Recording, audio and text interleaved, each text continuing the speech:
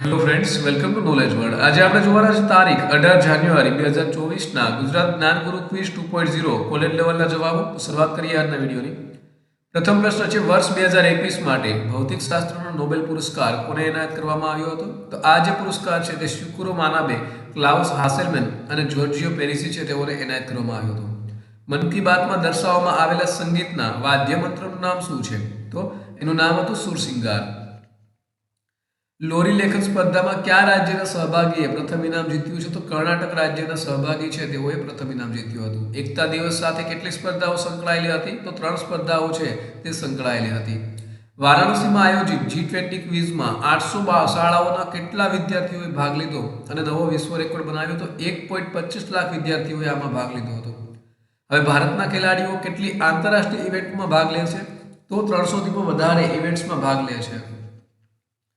Cricket world cup 2023માં કઈ team સામે સૌથી ઓછો સ્કોર નોંધાયો હતો? તો શ્રીલંકા છે તેઓએ સૌથી ઓછો સ્કોર નોંધ્યો હતો. देव प्लस आलय, देवालय में कौन सी संधि है? तो दीर्घ स्वर संधि. धर्मवीर भारती ने हिंदी के किस साप्ताहिक पत्र का संपादन किया था? तो धर्मयुग का संपादन. सुभाष बाबू ने कौन सा नारा दिया था? तो चलो दिल्ली. क्या गुप्त રાજવીને ભારતનો નેપોલિયન કહેવામાં આવે છે? તો સમુદ્રગુપ્ત છે તેઓને ભારતનો નેપોલિયન કહેવામાં આવે છે. કયા મનોવૈજ્ઞાનિકે ગંધના 6 પ્રકારો આપ્યા છે? તો હેનિંગ દ્વારા આ પ્રકારો છે તે આપવામાં આવ્યા છે. વ્યક્તિત્વનો સહસિદ્ધાંત કોણે આપ્યો છે? તો કાર્લ રોજર્સ દ્વારા આ સિદ્ધાંત છે તે આપવામાં આવ્યો છે. શાસ્ત્રીય અભિસંધાનનો સિદ્ધાંત કોણે વિકસાવ્યો હતો? જે સજીવ તટસ્થ ઉત્તેજનાને અર્થપૂર્ણ ઉત્તેજના સાથે જોડવાનું શીખે છે અને નવો પ્રતિભાવ ઉત્પન્ન કરે છે. તો ઇવાન પેટ્રોવિચ પાવલોવે. કયા દેશની સંસ્કૃતિ વસુદેવ કુટુંબકમનો ભાવ રાખે છે? તો આપણા ભારત દેશની સંસ્કૃતિ છે ત્યાં વસુદેવ કુટુંબકમનો ભાવ રાખે છે. 2011ની વસ્તી ગણતરી મુજબ ભારતમાં મુસ્લિમ જનસંખ્યાનું પ્રમાણ કેટલા ટકા હતું? તો 14.2%. પાણીનો વક્રી ભવનાંક શું છે? તો 1.33 છે. સુવર્ણ સંખ્યા તરીકે કોને ઓળખવામાં આવે છે? તો 1 + વર્ગમૂળમાં 5 અને છેદમાં 2. નવા રાષ્ટ્રીય યુદ્ધ સ્મારકની આસપાસના કેન્દ્રિત વર્તુળોના નામ શું છે? તો એમાં 4 વર્તુળો છે અને ચારે ચારના નામ છે અમર ચક્ર, શૌર્ય ચક્ર, બલિદાન ચક્ર અને રક્ષા ચક્ર. વેપાર કરવાની સરળતામાં 2014માં 142 થી 2019માં ભારતનો ક્રમ કેટલો વધ્યો છે? તો 77. ભારતનું કયું રાજ્ય કોલમ લોકકલા સાથે સંકળાયેલું છે? તો કેરળ રાજ્ય સંકળાયેલું છે. ગુજરાતી સાહિત્ય સ્વરૂપ સોનેટમાં કુલ કેટલી પંક્તિઓ હોય છે? તો 14 પંક્તિઓ હોય છે. ભારતની પ્રથમ આર્ટિફિશિયલ ઇન્ટેલિજન્સ યાની કે AI શાળાનું ઉદ્ઘાટન કયા રાજ્ય અથવા તો UTએ કર્યું છે? તો તે ઉદ્ઘાટન છે તે કેરળ રાજ્ય દ્વારા કરવામાં આવ્યું છે. આધુનિક સામયિક કોષ્ટકમાં કેટલા સમયગાળા અને જૂથો હોય છે? તો 18 જૂથો અને 7 સમયગાળા હોય છે. 8/3, 3/5, 2/3 અને 7/3 પૈકી કયો અપૂર્ણાંક સૌથી નાનો છે? તો આમાં 7/30 છે તે સૌથી નાનો છે. ઉત્તરાવસ્થાનો વિરુદ્ધાર્થી શબ્દ કયો છે? તો પૂર્વાવસ્થા. અસુરનો વિરુદ્ધાર્થી શબ્દ કયો છે? તો તેનો વિરુદ્ધાર્થી શબ્દ છે સૂર. ડિસેમ્બર 2019માં શરૂ કરાયેલા કયા વૈશ્વિક ઓપરેશનમાં નાર્કોટિક કંટ્રોલ બ્યુરોએ ભાગ લીધો હતો? તો ઓપરેશન ટ્રાન્સમાં.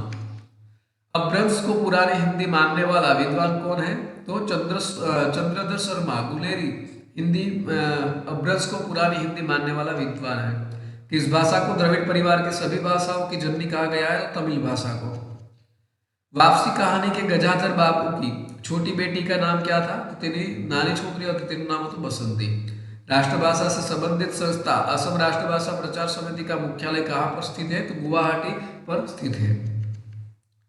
સમુદ્ર ઉલ્લંઘન વખતે જેણે હનુમાનના સામર્થ્યની પરીક્ષા કરી હતી તે નાગમાતાનું નામ શું હતું? તેનું નામ હતું સુરસા. અર્જુનનું મૃત્યુ થયું ત્યારે ઉલુપીએ કઈ વસ્તુથી તેમને જીવિત કર્યા હતા? તો સંજીવની મણીથી. મહાભારતમાં નમુચી કોણ હતો? તો નમુચી છે એક પ્રખ્યાત રાક્ષસ હતો અને રાક્ષસ મય છે તેઓનો ભાઈ હતો. ધનુના ગર્ભમાંથી જન્મેલા પ્રજાપતિ કશ્યપના પુત્ર હતા. વતન પ્રત્યે પ્રેમ રાખવો એ વફાદારીનો ભાગ છે. આ વિધાન કોનું છે? તો અશફાક ઉલ્લા ખાનનું. ક્રાંતિકારી ચળવળના અગ્રણી નેતા શ્યામજી કૃષ્ણ વર્મા ક્યાંના વતની હતા? તેઓ માંડવી કચ્છના વતની હતા. ડોક્ટર હેડગોવરે 12મા વર્ષ શાળામાં અંગ્રેજ નિરીક્ષકની મુલાકાત વખતે શાના નારા બોલાવ્યા હતા? તો વંદે માતરમના. ચંદ્રયાન 1 એ ચંદ્ર પર શું શોધ્યું છે? તો તેઓએ હાઇડ્રોક્સિલ OH અને પાણી H2O ના પરમાણુની હાજરી છે તે શોધી છે. 18મી G20 સમિટ દરમિયાન અર્બન 20 ઇન્સ્પેક્શન ઇન્સેપ્શન બેઠક ક્યાં યોજાઈ હતી? તો અમદાવાદ ખાતે યોજાઈ હતી. ગગનયાન કાર્યક્રમનો ઉદ્દેશ્ય શું છે? તો એલિયો માટે માનવ અવકાશ ઉડાન મિશન હાથ ધરવા માટે સ્વદેશી ક્ષમતા દર્શાવવાનો છે. હવે એ સંગીત કોની સાથે સંકળાયેલું છે? તો તે પુષ્ટિ સંપ્રદાય સાથે સંકળાયેલું છે. ખેડા જિલ્લાના કયા તાલુકામાં રાણીવાવ આવેલી છે? તો કઠલાલ તાલુકામાં આવેલી છે. ભાવનગરના કયા દીવાનને લોકો આજે પણ તેમની તીક્ષ્ણ બુદ્ધિ, પ્રતિભા અને સામાજિક કાર્યોને કારણે યાદ કરે છે? તો પ્રભાશંકર પટણી. ગુજરાત રાજ્યમાં સહકારી ક્ષેત્રે કુલ કેટલી ખાંડ મંડળીઓ કાર્યરત છે? તો હાલમાં 17. બંધારણના કયા અનુચ્છેદ હેઠળ ભારતના કોઈ પણ રાજ્યમાં રાષ્ટ્રપતિ શાસન લાગુ કરવામાં આવે છે? તો અનુચ્છેદ 352. રેખાંશની કુલ સંખ્યા કેટલી છે? તો 360. મુસ્લિમ મહિલા લગ્ન પરના અધિકારોનું રક્ષણ અધિનિયમ 2019 ક્યારે અમલમાં આવ્યો? તો 30 જુલાઈ 2019ના રોજ. ભારતની ઉત્તર ક્ષેત્રીય પરિષદનું મુખ્યાલય ક્યાં આવેલું છે? તો નવી દિલ્હી ખાતે આવેલું છે. રાષ્ટ્રીય પંચવર્ષીય યોજનાના અમલીકરણની સમીક્ષા કઈ સંસ્થા કરે છે? તો રાષ્ટ્રીય વિકાસ પરિષદ. ભારતમાં રાજ્યોની લેજિસ્લેટિવ કાઉન્સિલ મની બિલમાં કેટલા સમય માટે વિલંબ કરી શકે છે? તો તે વધુમાં વધુ 4 મહિના સુધી વિલંબ કરી શકે છે. SJPU નું પૂરું નામ શું છે? તો તેનું પૂરું નામ છે સ્પેશિયલ જુવેનાઇલ પોલીસ યુનિટ. 2022માં ગુજરાતમાં પોષણ સુધા યોજના કયા વિસ્તાર માટે શરૂ કરી રહી છે? તો વલસાડ, છોટાઉદેપુર, મહીસાગર, નર્મદા અને દાહોદ આ 5 જિલ્લાના 10 તાલુકાઓમાં પાયલોટ પ્રોજેક્ટ તરીકે શરૂઆત કરી હતી. સમગ્ર ગુજરાતમાં યુનિવર્સલ વેક્સિનેશન પ્રોગ્રામ અંતર્ગત બાળકોને PCV વેક્સિનના કેટલા ફ્રી ડોઝ આપવામાં આવશે? તો 3. શ્રમયોગી પ્રસૂતિ સહાય યોજના હેઠળ કેટલી રકમ આપવામાં આવે છે? તો 37,500 રૂપિયા. જંગલમાં ઉપલબ્ધ કોસેટોમાંથી બનાવેલ રેશમ કયા નામે ઓળખાય છે? તો તે ઓળખાય છે સેતુર સિલ્ક નામે. ભારતમાં સૌથી મોટું વિન્ડ ફાર્મ કયું છે? તો મુપડ્ડલ છે તે સૌથી મોટું ભારતનું વિન્ડ ફાર્મ છે. ગિરનાર આરોહણ સ્પર્ધા અંતર્ગત ભાઈઓ માટે કેટલા પગથિયા માટેની સ્પર્ધાનું આયોજન કરવામાં આવે છે? તો 5,500 પગથિયા. 19મી એશિયન ગેમ્સ 2023માં અમન શેરાવતને કયો મેડલ મળ્યો હતો? તો તેને બ્રોન્ઝ મેડલ મળ્યો હતો. 19મી એશિયન ગેમ્સ 2023 મેડલ વિજેતા મુરલી શ્રીશંકર કઈ રમત સાથે સંકળાયેલા છે? તો તેઓ એથ્લેટિક્સ સાથે સંકળાયેલા છે.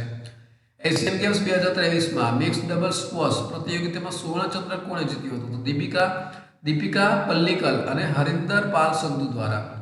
19મી એશિયન ગેમ્સ 2023માં નીરજ ચોપરાએ એથ્લેટિકમાં કયો ચંદ્રક જીત્યો હતો? તો ગોલ્ડ મેડલ એટલે કે સુવર્ણ ચંદ્રક જીત્યો હતો. ભારતીય એથ્લેટ રામબાબુ અને મંજુરાણીએ 19મી એશિયન ગેમ્સ 2023માં 35 કિલોમીટર રેસ વોક મિક્સમાં કયો ચંદ્રક જીત્યો? તો bronze medal. Asian para games 2023 gold medal વિજેતા યતિરાજ સુહાસ લલિનાકેર કઈ રમત સાથે સંકળાયેલા છે? તો તેઓ બેડમિન્ટન સાથે સંકળાયેલા છે, પરંતુ ઓપ્શનમાં આપેલ નથી. ભારતની સુપ્રીમ કોર્ટના 25મા મુખ્ય ન્યાયાધીશ કોણ હતા? તો તેઓ MN વેંકટચલૈયા હતા. ગૃહ મંત્રાલય કે અંતર્ગત રાજભાષા વિભાગ की स्थापना कब हुई? तो તેની સ્થાપના છે તે 1975માં. તો આ સાથે આજનો વિડીયો પૂર્ણ થાય છે. બીજા અગત્યના વિડીયોની લિંક તથા પેપર સોલ્યુશનની લિંક છે તે પણ અહીં સ્ક્રીન ઉપર આપેલ છે. ચેનલમાં નવા આવતા હોય તો તમે ચેનલને સબસ્ક્રાઇબ પણ કરી શકો છો. તો આ સાથે આજના દિવસનો વિડીયો પૂર્ણ થાય છે. ફરી મળીશું બીજા નવા વિડીયોમાં. ત્યાં સુધી રજા આપશો. નમસ્કાર.